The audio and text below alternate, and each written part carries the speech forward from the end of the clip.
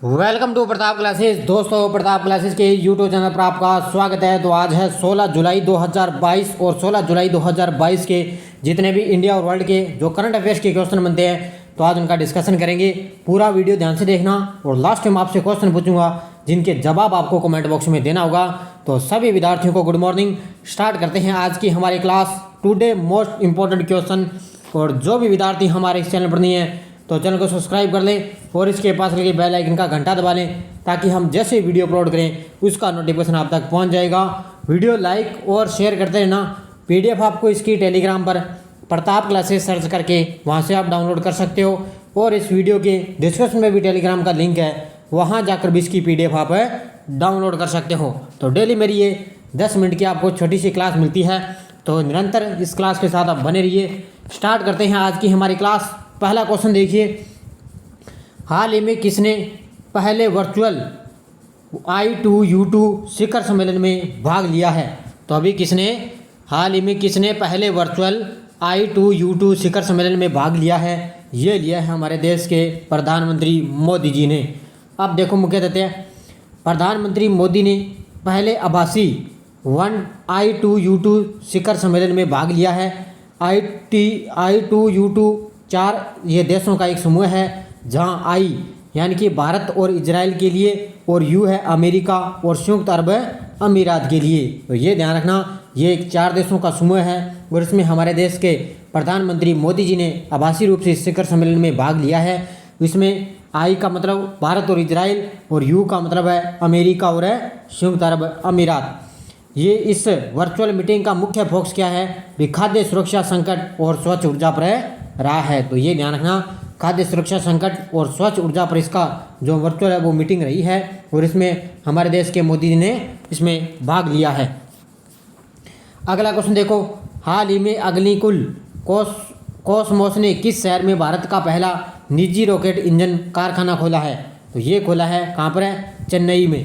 कहाँ पर खोला है? अभी चेन्नई में क्या है, अग्निकुल कॉसमोस ने चेन्नई में भारत का पहला निजी रॉकेट इंजन कारखाना खोला है। देखो मुख्य तथ्य, स्पेस टेक स्टार्टअप अग्निकुल कॉसमोस ने चेन्नई में 3D यानी कि 3D प्रिंटेड रॉकेट इंजन बनाने वाली भारत की पहली फैक्ट्री का उद्घाटन किया है। इसका अनावरण टाटा सन्स के अध्यक्ष हैं एन चंद्रशेखर और इसरो के अध्यक्ष हैं एस सोमनाथ ने इन स्पेस के अध्यक्ष पवन गोयनका की उपस्थिति में किया गया है। तो टाटा सन्स के अध्यक्ष एन चंद्रशेखर और इसरो के अध्यक्ष हैं सोमनाथ और स्पेस के अध्यक्ष कौन है? पवन गोयनका की उपस्थिति में इसका उद्घाटन किया गया है। कहाँ पर है? चेन्नई में 3D प्रिंटेड रॉकेट इंजन वाली भारत की पहली फैक्ट्री का उद्घाटन किया है। अगला देखो, हाल ही में भारत का पहला ई वेस्ट इको पार्क किस शहर में बनेगा? तो हाल ही में भारत का पहला ई वेस्ट इको पार्क शहर बनेगा नई दिल्ली में। कहाँ पर बनेगा ये? नई दिल्ली में। देखो मुख्य तथ्य, ई कचरा इको पार्क के विकास पर चर्चा के लिए दिल्ली के पर्यावरण मंत्री हैं गोपाल राय ने पर्यावरण विभाग और दिल्ली प्रदूषण नियंत्रण समिति के प्रतिनिधियों के साथ एक संयुक्त समीक्षा बैठक बुलाई है और इसमें अभी के लिए क्या है उसने, अब राय के अनुसार क्या है, दिल्ली के पड़ोस यानी कि होलांबी कला में भारत का पहला ई कचरा इको पार्क बनाने के लिए लगभग 21 एकड़ जमीन का उपयोग किया जाएगा। तो कहाँ पर है? होलांबी कला में क्या है, भारत का पहला ई कचरा इको पार्क बनाने के लिए लगभग 21 एकड़ जमीन का उपयोग किया जाएगा। कहाँ पर? नई दिल्ली में। अब दिल्ली के पर्यावरण मंत्री कौन है? गोपाल राय। ये ध्यान रखना आपको अच्छी तरह से। अगला क्वेश्चन देखो, हाल ही में स्किल इंडिया मिशन की 15 जुलाई को कौन सी वर्षगांठ मनाई गई है? हाल ही में स्किल इंडिया मिशन की 15 जुलाई को कौन सी वर्षगांठ बनाई गई है? ये बनाई गई है 7वीं वर्षगांठ। कौन सी? 7वीं वर्षगांठ। देखो, स्किल इंडिया मिशन की 7वीं वर्षगांठ 15 जुलाई को मनाई जा रही है। राष्ट्रीय कौशल विकास मिशन, जिसे स्किल इंडिया मिशन के नाम से भी जाना जाता है, 2015 में इस दिन इसको लॉन्च किया गया था। तो ये ध्यान रखना, अब की बार स्किल इंडिया की 7वीं वर्षगांठ 15 जुलाई को मनाई गई है और पहली बार इसको 2015 में इसको क्या है लॉन्च किया गया था। अगला क्वेश्चन देखो, हाल ही में राष्ट्रीय संस्थागत रैंकिंग फ्रेमवर्क रैंकिंग में सबसे अच्छा संस्थान चुना गया है। तो ये चुना गया है IIT मद्रास। कौन सा चुना गया है?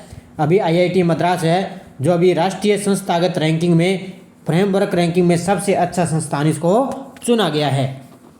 देखो मुख्य तथ्य, केंद्रीय शिक्षा मंत्री कौन अपने धर्मेंद्र प्रधान ने राष्ट्रीय संस्थागत रैंकिंग फ्रेमवर्क रैंकिंग का 7वां संस्करण जारी किया है। भारतीय प्रौद्योगिकी संस्थान है IIT मद्रास भारत में उच्च शिक्षा के लिए सबसे अच्छा संस्थान है माना गया है।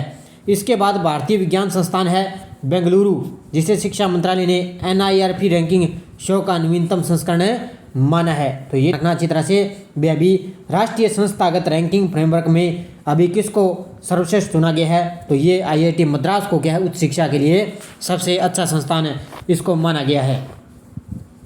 अगला क्वेश्चन देखो, हाल ही में किस कंपनी ने दुनिया की सबसे तेज ग्राफिक्स DRMM चिप विकसित की है? तो भी किस कंपनी ने दुनिया की सबसे तेज ग्राफिक्स DRMM चिप विकसित की है? ये की है सैमसंग ने।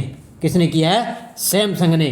देखो मुख्य तथ्य, सैमसंग ने कहा है कि उसे तेज गति और बेहतर शक्ति दक्षता के साथ एक नई ग्राफिक यानी कि dynamic random access memory chip विकसित की है।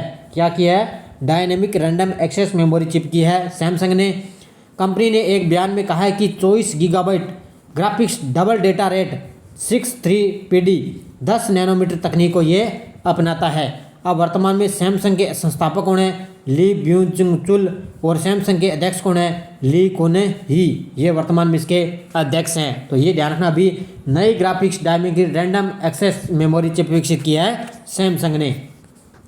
अगला क्वेश्चन देखो, हाल में बांग्लादेश सरकार ने भारत में बांग्लादेश का अगला उच्चायुक्त किसे नियुक्त किया है? तो ये किया है किसे? मुस्तफिजुर रहमान को। किसको किया है? मुस्तफिजुर रहमान को बांग्लादेश सरकार ने भारत में बांग्लादेश का अगला उच्चायुक्त नियुक्त किया है। देखो मुख्य तथ्य, बांग्लादेश सरकार ने मुस्तफिजुर रहमान को भारत में बांग्लादेश का अगला उच्चायुक्त नियुक्त किया है। यह वर्तमान में जिनेवा में संयुक्त राष्ट्र कार्यालय में बांग्लादेश के स्थायी प्रतिनिधि और स्विट्जरलैंड में ये राजदूत के रूप में अभी वर्तमान में कार्यरत हैं। और ये स्थान किसका लेंगे? मोहम्मद इमरान का ये वर्तमान में भी स्थान लेंगे। तो पहले कौन थे? मोहम्मद इमरान। अब ये कौन बन चुके हैं? मुस्तफिजुर रहमान को भारत में बांग्लादेश का अगला उच्चायुक्त नियुक्त किया गया है। अगला क्वेश्चन देखो, हाल ही में छात्रों को रोजगार के अवसर हेतु दिल्ली सरकार ने किसके साथ समझौता किया है? तो अभी हाल ही में क्या है? छात्रों को रोजगार के अवसर हेतु दिल्ली सरकार ने यूनिसेफ के साथ समझौता किया है।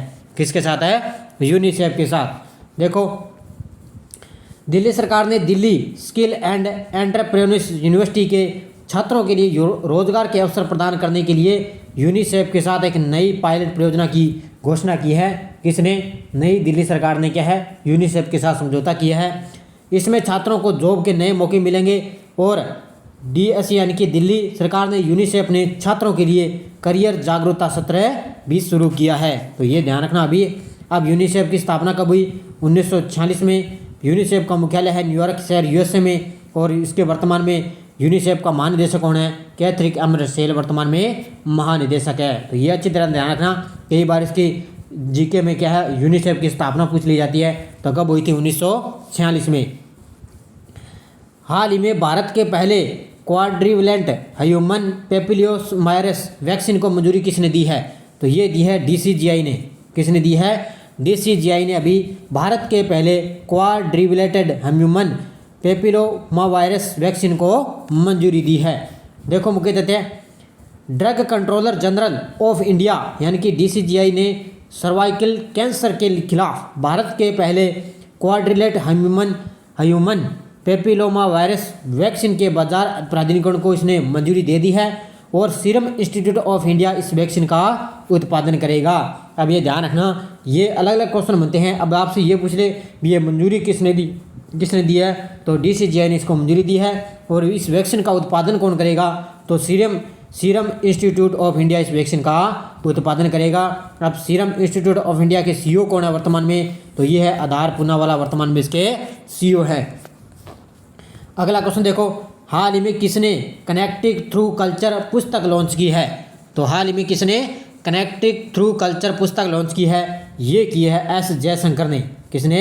हमारे विदेश मंत्री S जयशंकर ने कनेक्टिंग थ्रू कल्चर पुस्तक लॉन्च की है। देखो, विदेश मंत्री S जयशंकर ने नई दिल्ली भारत में सुषमा स्वराज भवन में भारत की सॉफ्ट पावर ताकत के विभिन्न पहलुओं पर निबंधों का संकलन कनेक्टिंग थ्रू कल्चर लॉन्च की है। तो ये ध्यान रखना किसके द्वारा, एस जयशंकर के द्वारा।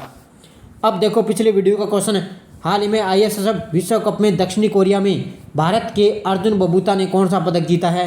तो इसने जीता है स्वर्ण पदक। सभी विद्यार्थियों ने बड़े शानदार जवाब दिए, सभी विद्यार्थियों को हार्दिक शुभकामनाएं। इसी तरह मुझे लगातार आप जवाब देते रहिए। अब देखो क्वेश्चन फॉर यू कल के लिए, जिसका जवाब आपको कमेंट बॉक्स में देना है। हाल ही में प्री प्राइमरी स्तर पर NEP लागू करने वाला भारत का पहला राज्य बना है गुजरात, उड़ीसा, उत्तराखंड, हरियाणा। इसका जवाब आपको कमेंट बॉक्स में देना है। जाते जाते वीडियो को लाइक शेयर कर देना। लगातार मेरी ये क्लास आपको डेली मिलती रहेगी। निरंतर मेरी इसकी क्लास साथ के बने रहिए, क्योंकि ग्रुप डी का रेलवे का जो एग्ज़ाम होने वाला है इसके लिए आपको इंडिया करंट बहुत ही ज़रूरी है और इससे क्वेश्चन आपका करंट का बाहर नहीं जाएगा। तो धन्यवाद दोस्तों, जय हिंद, जय भारत।